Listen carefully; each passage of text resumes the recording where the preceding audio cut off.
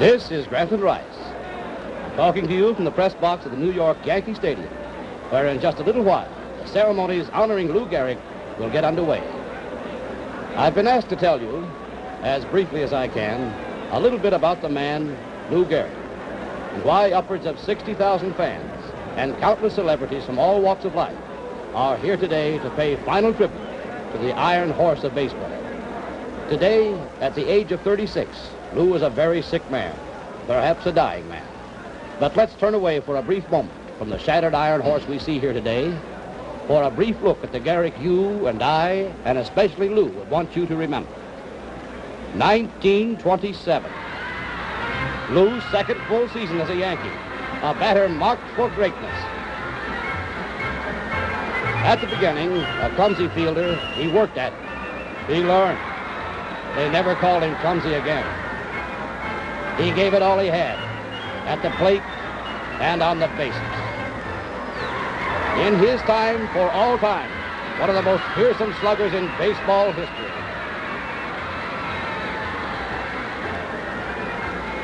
And now he became known as the Iron Horse, season after season, game after game, defying sickness, pain, and injury.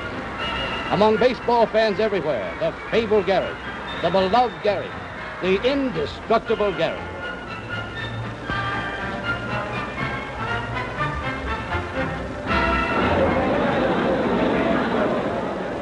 It was just a relatively unimportant early season ball game. But for Lou, the game was to be a crucial one. There's two down in the top of the ninth. The bases jammed with the White Sox, and the base hit now could win it all. So the Yankees are in serious trouble. Their ball game's in jeopardy. There's a sign. There's a stretch. Pitch. It's a bounding ball down the first baseline. Gehrig is up. No, it's by him. It's into right field for a base hit. He couldn't come up with the ball. It's a tough break, folks. It was a sharply hit ball. Let's say that Lou just missed making a nice play on it.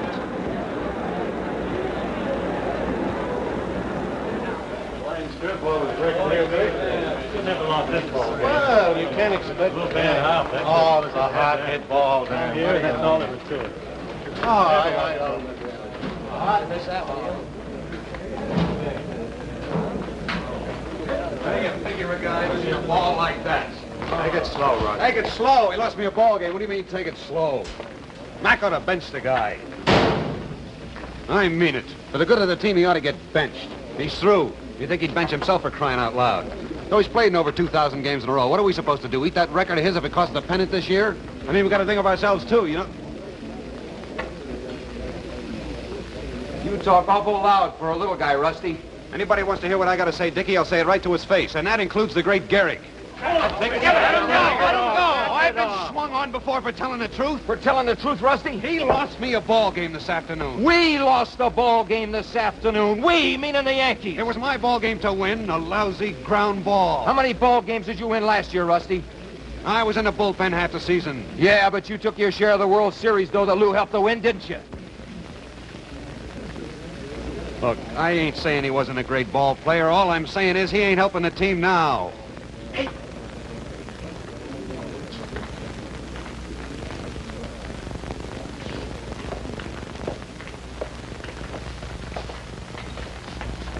I booted one for you, kid. I'm sorry.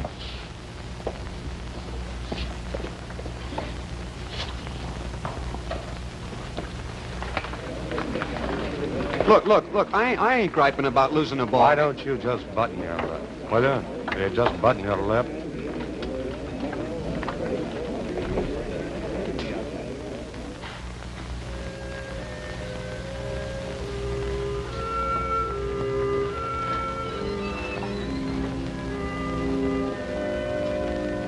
Steak's about done, Miss Gehrig. Tell the master. What'll I do if he throws something at me? Throw it back. Steak's on. That's Dizzy Dean on the mound. You know, I've seen this film over 20 times, and he hasn't struck you out yet. There it goes. A loud line Every drive. time. It may go all the way. Hey, Ellie, come on in here. Come on, Ellie, hurry it up, will you? Now, you too, Maggie. Shut the door. Those steaks will be burnt. Never mind the steaks. Just close the door, will you, hon? That's Dizzy Dean on the mound for the National League All-Stars. He's getting ready to blow that fast one past the mighty Gehrig. Now, watch the feet, honey. There it goes. A low line drive that may go all the way.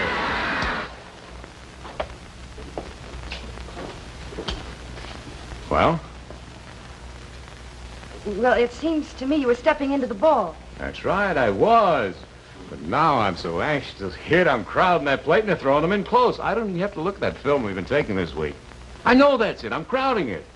That could be. I know it is. Look, I'll show you. I mean, here's the plate. I got the, and I just keep inching in. And I'm inching in. And they throw me in a close one and I pop it up. But if I'll get back here, dig in and stay here, that same inside pitch, right on the fat of the bat. Look, honey, I'll show you the stuff we took this week. Mrs. Gehrig, if we don't get with... Look, Maggie, you don't have to hang around. We'll be at least an hour. Oh, I don't mind. Oh, come on out. You're not off. Get going. Okay. Well, I got a couple of tickets to the opera. You interested? Aren't you? I don't think so, no. Okay. Mrs. Gehrig, he's been looking at those films for over a week now. What's he trying to find? The guy who hit the home run off Dizzy Dean.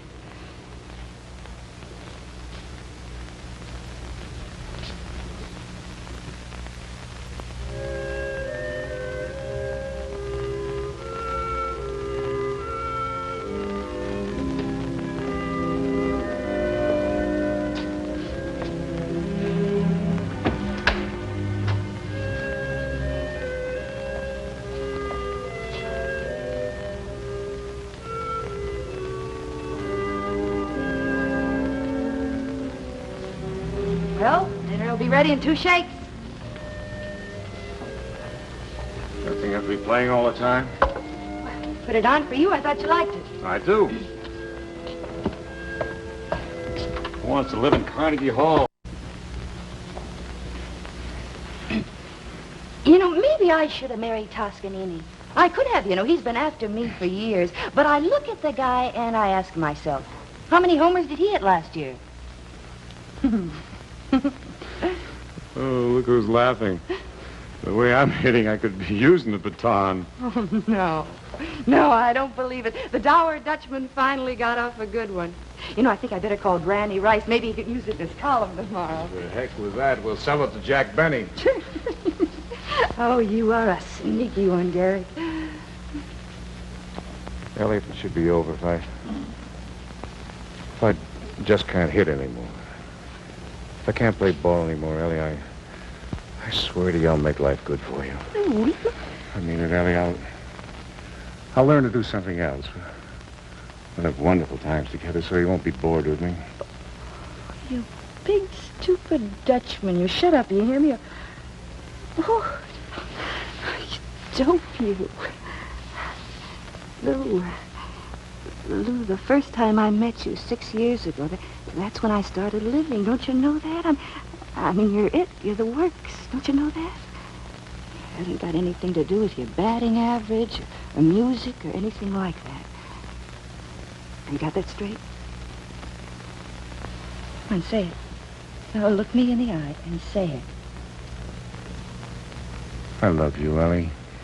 And who does the smiling Irishman love? Oh, Ellie. Come on, say it, or... Smiling Irishman loves the dour Dutchman. Don't you ever forget that, Gary.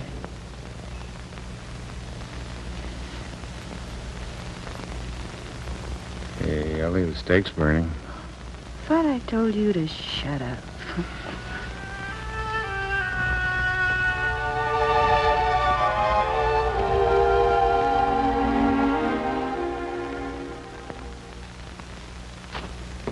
I've got a right to sing the blues.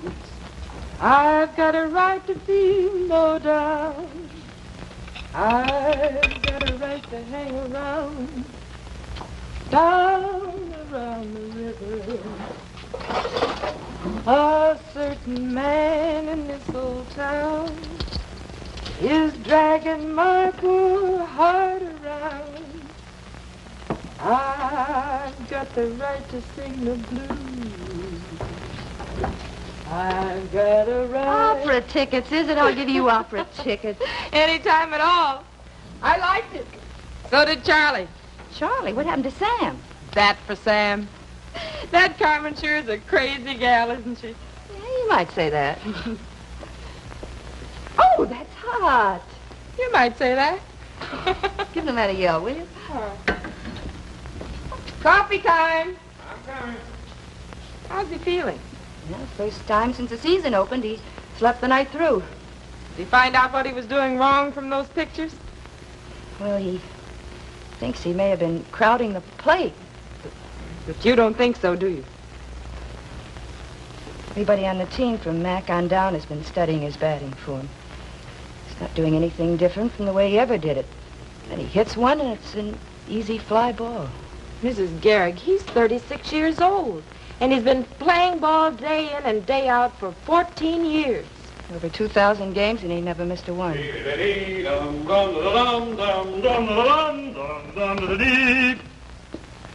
I'll give you one guess.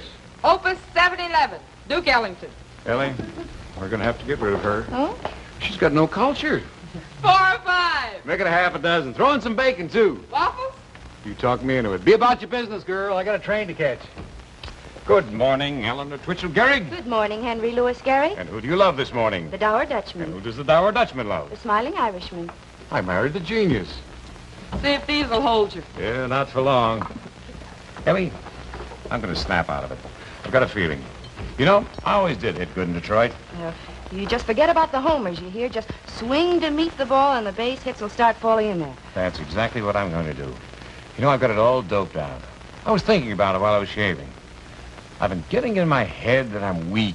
So I stand up there and I swing real hard. I swing too hard. And I'm off balance up there. I really think that's what it is. What do you think, Ellie? I think I love you. Oh, no, really, Ellie. I mean, I really got it figured out. I've been going around moping like the world was coming to an end. I'm in a batting slump. I've had it before, and I've got out of them, and I'll get out of this one, too. Mr. Gehrig, the coffee.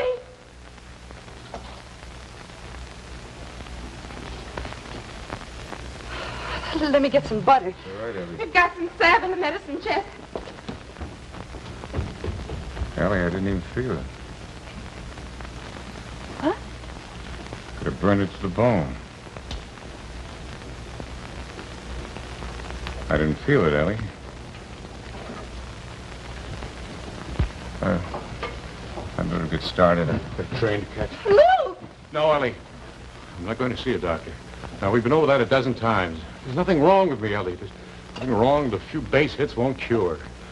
Now, I'm a little tired, and I'm nervous, and I'm in a slump. That's all it is, Ellie. I'm just in a slump.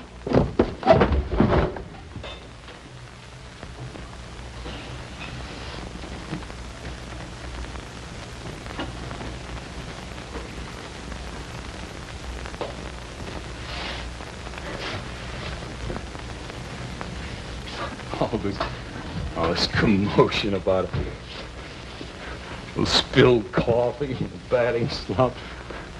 A couple of good days, I'll be hitting them so they'll make me use one of those batons. So I want to kill somebody. Right, hon? Right. I'll call you after the game, honey.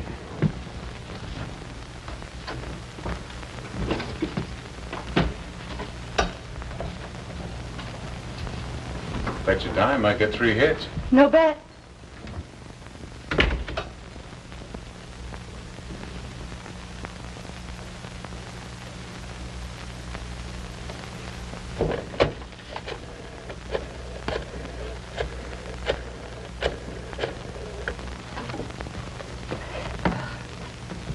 Hello, get me Mr. Dickey's room, please. Bill, Eleanor, look, no, Lou just left. Look, Bill, there's something wrong with the guy. Something very wrong.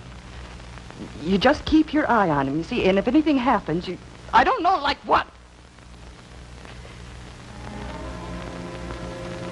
He seems to be losing his strength. He burned himself and he didn't feel anything.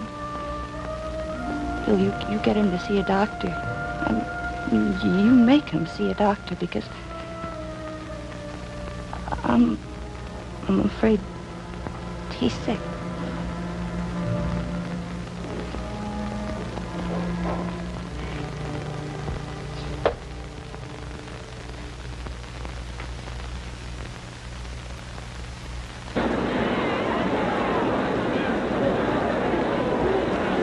Rossetti on third, DiMaggio on first. The Gehrig special right now will put the Yankees 1 run to the good here in the top of the 9th.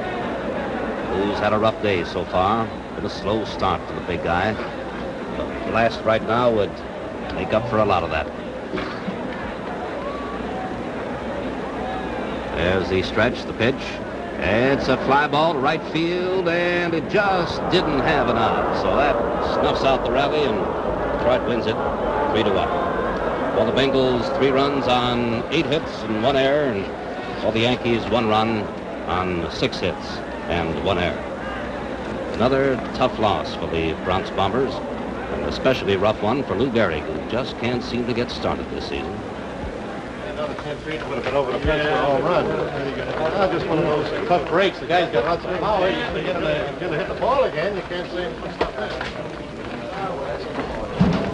He's lost his power. What more proof does a guy need, for Pete's sake? Hold it down. Oh, he hit that one right on the nose. If I hit a ball that hard, it would sail right out of the park. So for him, it's a can of corn for the right fielder. I tell you, the guy's lost his power.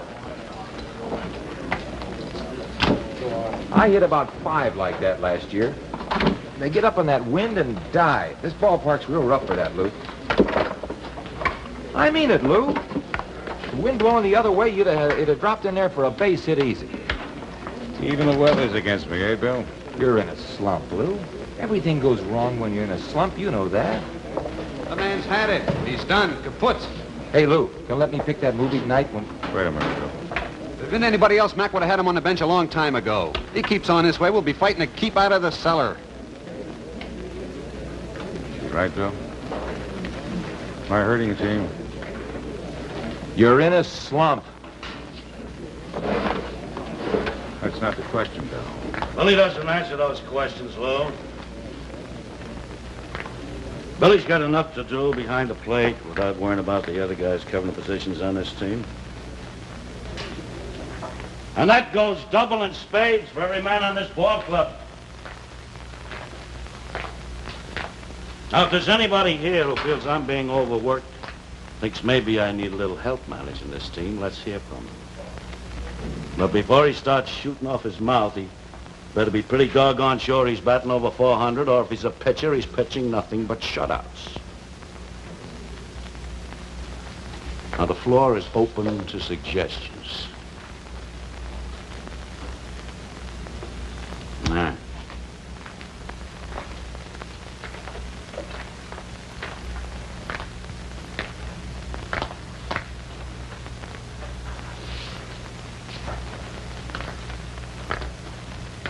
Lou, I've told you every day since this slump started that you're my first baseman. Now, if you don't feel you can handle the job, you come and tell me. Does that answer your question? Hey, a little extra workout tomorrow, Mac? Sure. I'll get somebody to throw to you. Thanks.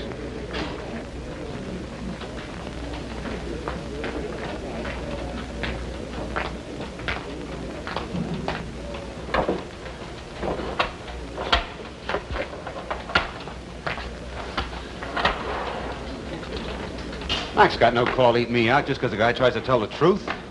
Why don't you grow up a little, son? Don't you think Mac knows the truth? Don't you think we know it? Don't you think Lou knows it, too? Well, if he knows he's finished, then why doesn't he bench himself?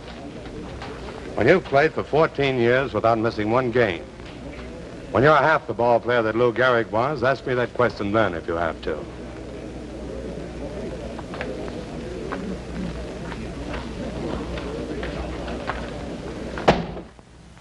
I'm an old cowpoke, Oklahoma way, and I love my horse more than I can say. Hey, Lou, you better get a move on. I don't want to miss a single shooting. Kind of beat, Bill. Well, there's nothing like a good old double feature for what ails you. Take a rain check, Bill. Oh, now look, I'm treating. And when Dickie treats, boy... Cut it out.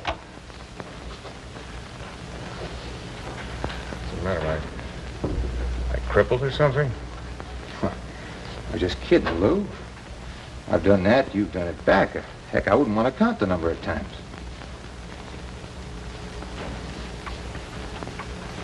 Want to belt me one right here, Bill? Nope. How about a good swift kick, free, huh?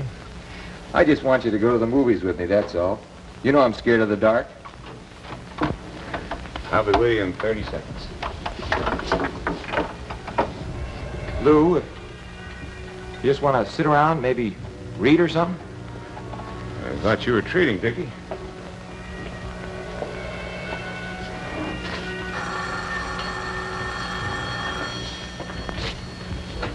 Hello? New York, calling Mr. William Dickey. Speaking. I've got your party, New York. Go ahead. Bill? Eleanor, look, I don't want Lou to know that it's me. Is he there? Yes, Dave. It's good hearing from you. Bill, I have Dr. Graham here with me now, and I've told him Lou's symptoms, and Bill, he thinks it's very, very important that Lou have a complete checkup, and right away. Bill? Well, what can I do? How stubborn he is. He won't listen to me, but I thought if you talked to him, Bill, you might get him to go. I don't want you to ever pull a stunt like that again. Do you hear me? Now, do you hear me, Ellie? Yes, I hear you, Lou. When I feel so bad I need a checkup, I'll be the first one to know it. Lou, this is Dr. Graham. Lou, you're acting like a child. All we want you to do is take a few days off, fly up to Minnesota, and then... How can I take a few days off? What's the matter with everybody? Well, you think I was... We haven't got an open day on the schedule for... I'm in a slump, that's all. It would look great, wouldn't it? In 14 years, I quit cold just because... Well, there's nothing wrong with me, Doc. Well, I'm not going to take any day off. Now, get that straight. Tell Ellie to get that straight, too. Nothing wrong with me that a good day at bat wouldn't cure.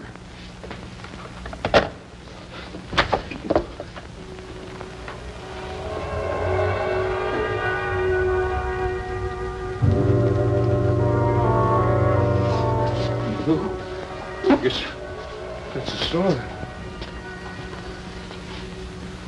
Bill, it's crazy. For a minute there, old Candleleg's Gehrig.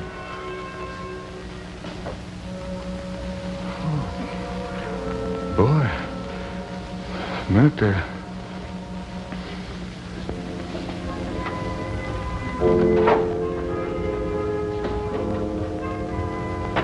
He's been at it an hour now. How's he doing? Come on, Rusty. Let him take his swings in peace. Listen, I want to see him do good just like everybody else. Yeah, you've been beaten. Come on. Let's not act like a Tory.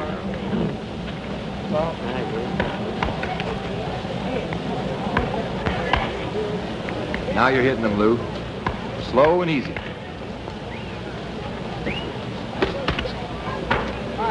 Okay, Hankins.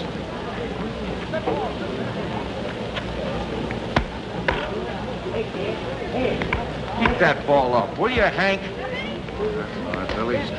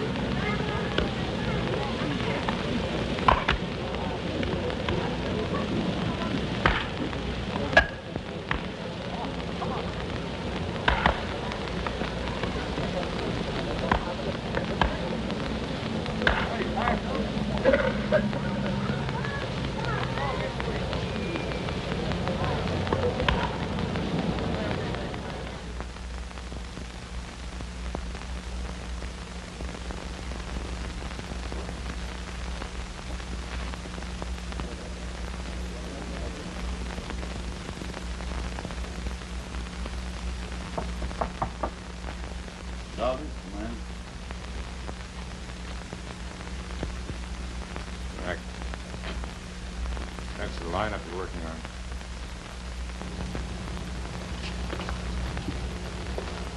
Mac, I'm hurting the team staying in there. That's the lineup.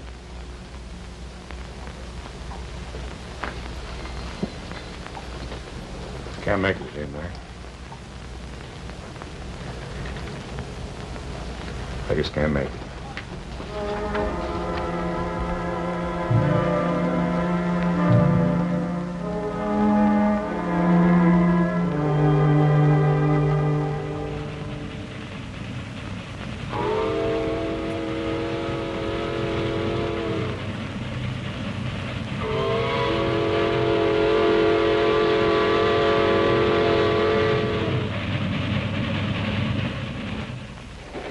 Gehrig, iron horse of baseball, the rock of the Yankee infield, one of the great sluggers of all time and beyond doubt the most durable athlete in the history of sport. Yesterday benched himself after a fabulous 14-year stretch during which Lou played in 2,130 consecutive ball games, a record which has not and will not be threatened. Although the Yankee management and Gehrig himself claims that the benching is a temporary measure, those of us who've watched Lou's pathetic performance this season feel that it may be the end of the line for the fabled iron horse.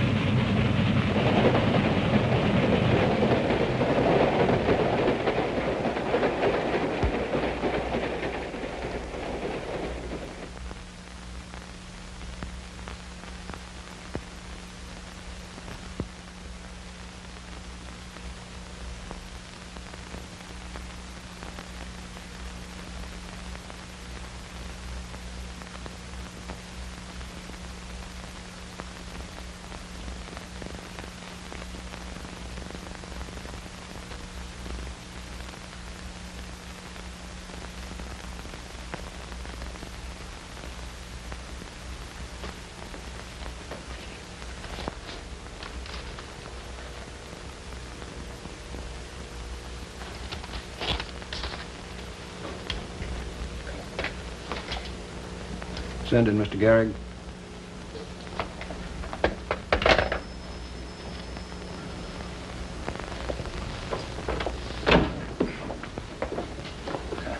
Hello, Lou. Good morning, Doc. Oh, that won't be necessary today, Lou. After 5 days here, every time I see a doctor, I just automatically start to strip. Sit down, Lou. I take it won't break your heart to leave us, is that right? Oh, not that you haven't treated me well, but... Yeah, that's all over and done with now, Lou. What's the final score?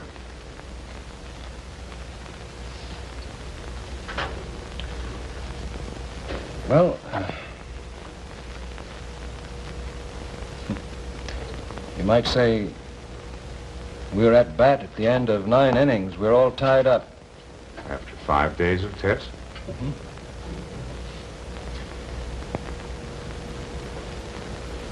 Lou,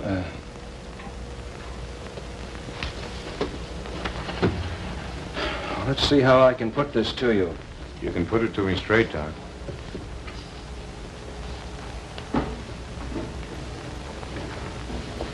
Yes, Lou, I believe I can.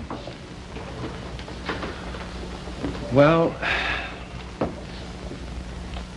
when I said we're tied at the end of 9, that sounds like a poor analogy. That's really not too far from the truth. What I'm trying to say, Lou, is a game that's tied can go on 10, 15, 20 innings. It depends on so many factors that...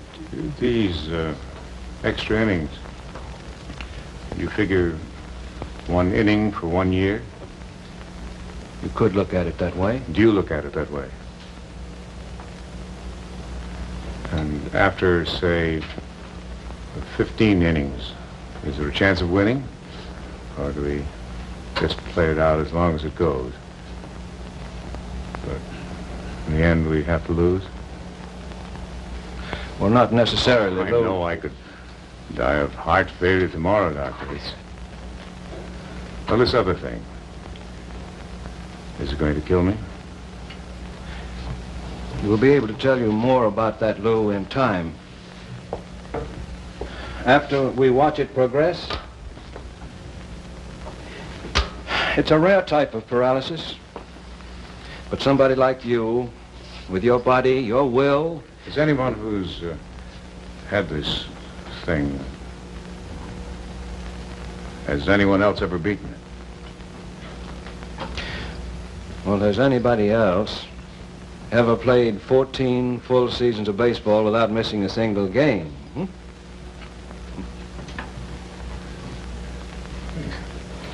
You know, it's funny. There ought to be about 8,000 questions to ask. I guess so. Well, there's no hurry, Lou. You'll be hanging around for a couple of days. You'll have to tell Mac and Ed Barrow. How am I going to tell Ellie? Oh, I know she's been making a nuisance of herself, Doc. She's Irish, you know, and, well, she's got that temper, and when she wants something, she wants it pretty bad. So when she calls you again and starts pumping you, why, you just tell her I've got a fighting chance. Will you, Doc?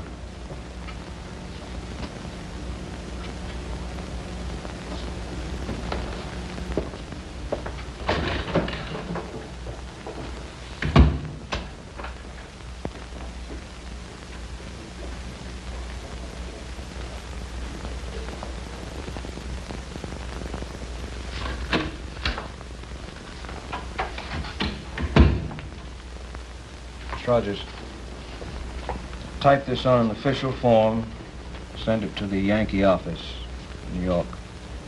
Mr. Edward Barrow. After a complete and careful examination, June 13, 1939 to June 19, it's been found that Mr. Lou Gehrig is suffering from amyotrophic lateral sclerosis, type of illness which involves the motor pathways and cells of the nervous system. And Dr. Adams' office. Doctor, it's Mrs. Gehrig. I'll take it. Mrs. Gehrig? Doctor, I know I said I wouldn't call it till 5, but Well, that's quite all right. I have the reports here in front of me. I was just dictating a release for the newspapers, which would define the nature of your husband's illness. It's bad, isn't it? It's quite serious. I want to know, Doctor. Well, that's difficult to say, Mrs. Gehrig, as I was telling your husband just a few minutes I told you not to tell Lou in... I told Lou that he had a fighting chance. Sorry, thank you, Doctor. Thank you for telling him that. And now, please tell me the truth. I've never had the privilege of meeting you, Mrs. Gehrig, but I think you can take this. I think it's something that you must know. Mrs. Gehrig? I'm still with you, Doctor. Well, your husband is suffering from a disease which we hope one day we'll be able to cure. However, at the present time, we know very little about it. Mrs. Gehrig? How long? Well, that's hard to say. But with his body, the shape he's in, why? Is there anything I can do? Try to keep his mind occupied. Try to keep him happy. Thank you, Doctor. And now, if you'll excuse me, I think I better hang up.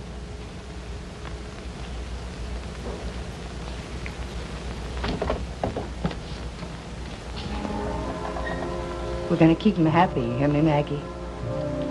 We're going to have parties, and we're going to have people.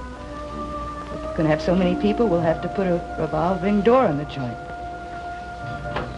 We're gonna keep them happy, understand?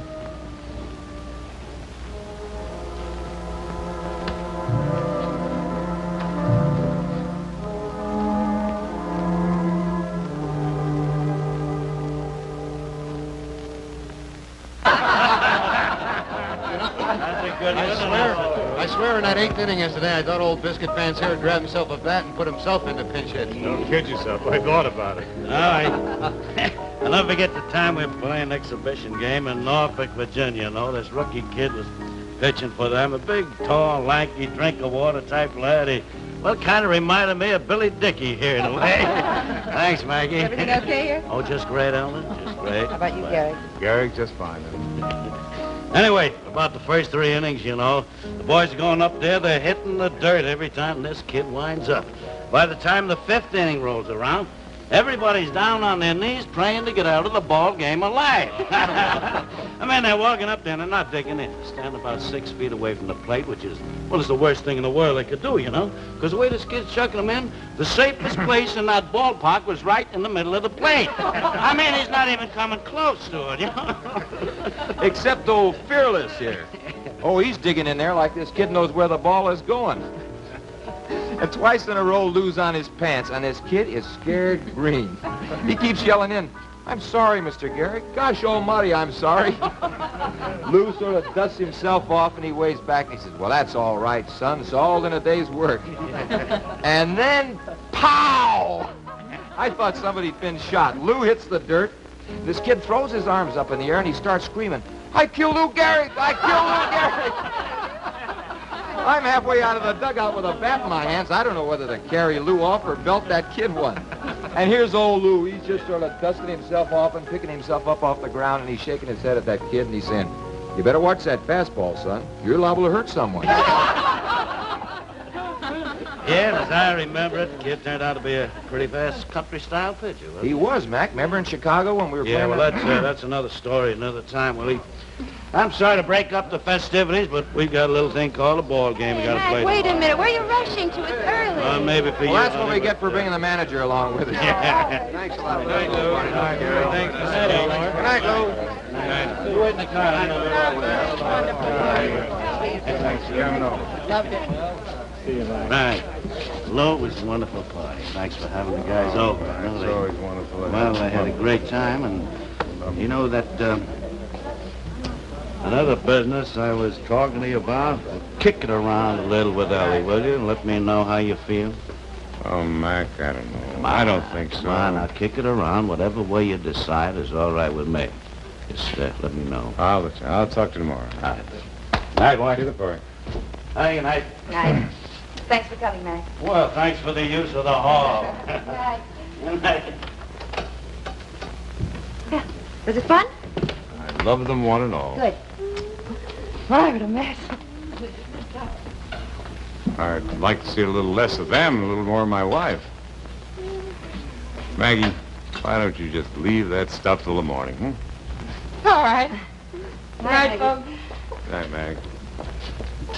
Kelly, come here. Why don't you sit right down here and fold your hands in your lap. I'm going to sit over here where I can see you. And I'm going on over. You sit down. I'm talking. Do it. Okay. Fire when ready, Gridley. Well, now, Ellie, I don't know exactly how to Lou, say would this. you like some music? Ellie, I just want to talk. Oh, that's serious? Well, no, not yet, but Ellie, when I first heard about this thing, I was scared silly.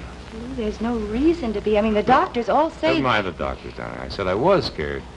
Till I began to realize that no matter what the books said about this disease, even if the odds are against us ever beating it, it wouldn't scare me.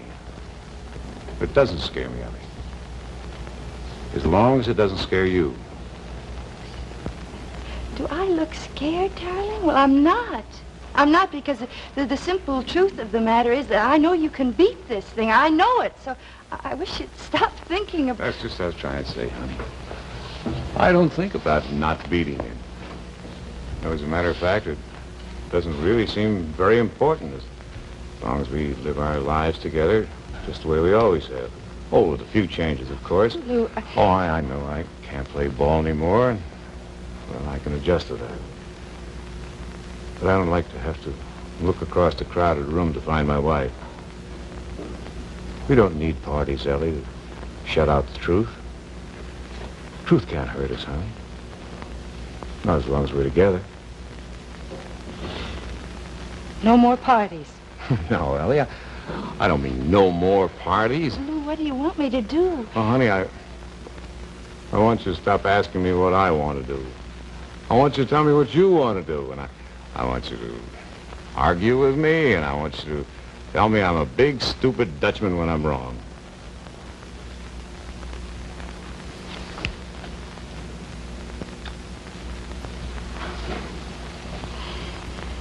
Anything else, Dictator? Well, Mac and Ed Barron, well, Granny and some of the boys at the press, they want to have a day for me. Yes, I know. What do you think? Who I think? Well, I think if I say yes, you'll brood about it, and then you'll sit up all night trying to write a speech, and you won't be able to think of anything to say, and then you'll blame me for getting into the whole mess. And then you'll decide it was all a giant plot to embarrass you because you think you really don't rate the date because nobody cares that much about you. In other words, you think I ought to let them do it? I think you better let them do it.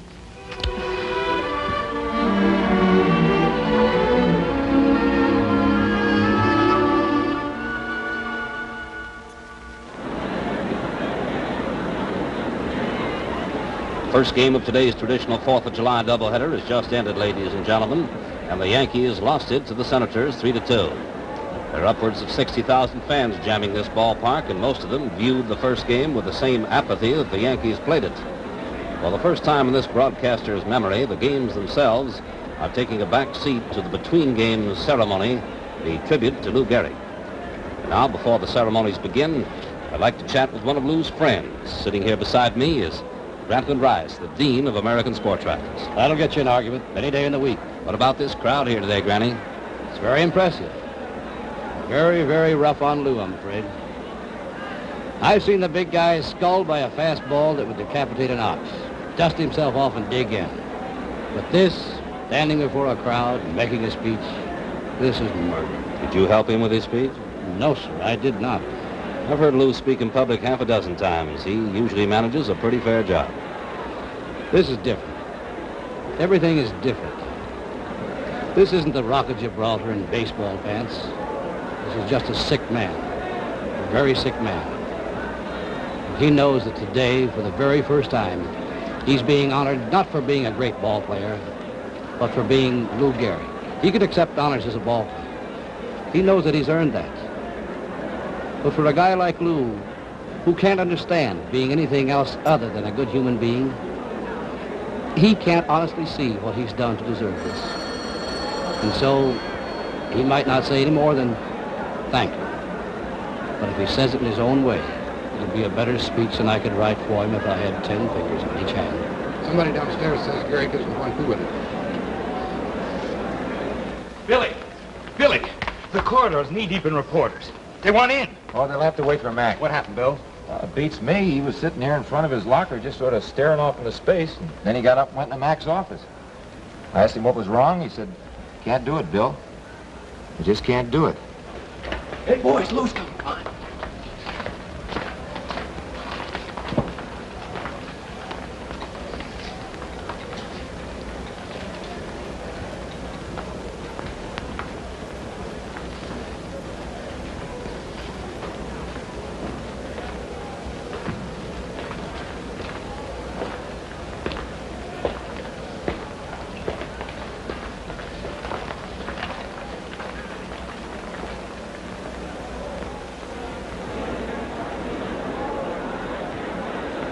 So today, after 14 years, during which Lou rewrote page after page in the baseball record book, we're here to give him his day.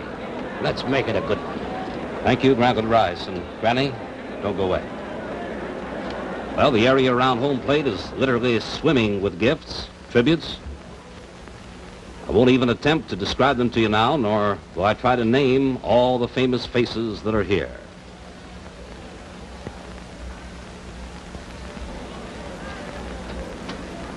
There in a group is one of the greatest baseball teams ever assembled, the 1927 Yankees. You just saw Babe Ruth, Bob Musial.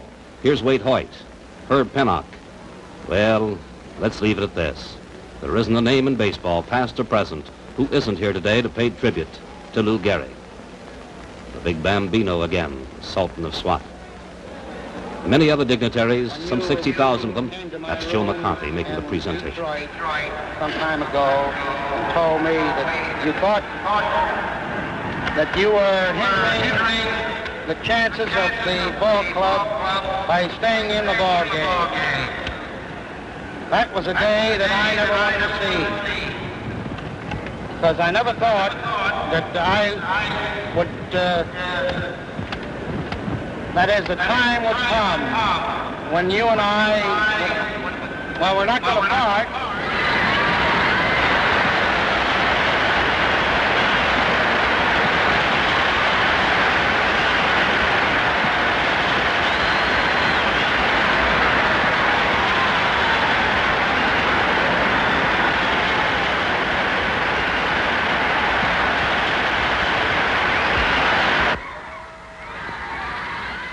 They say I've had a bad break.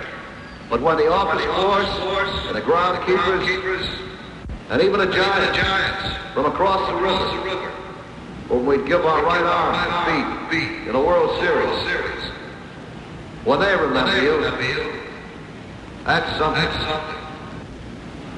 And when you have a wonderful wife who has shown more courage than I ever hoped to have, that's really great.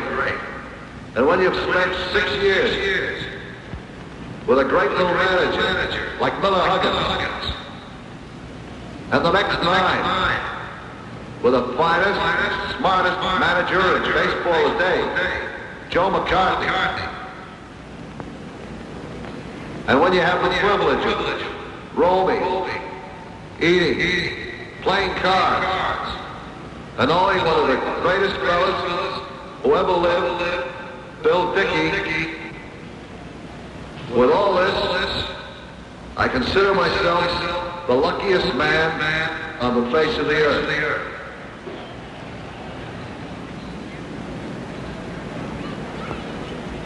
I may have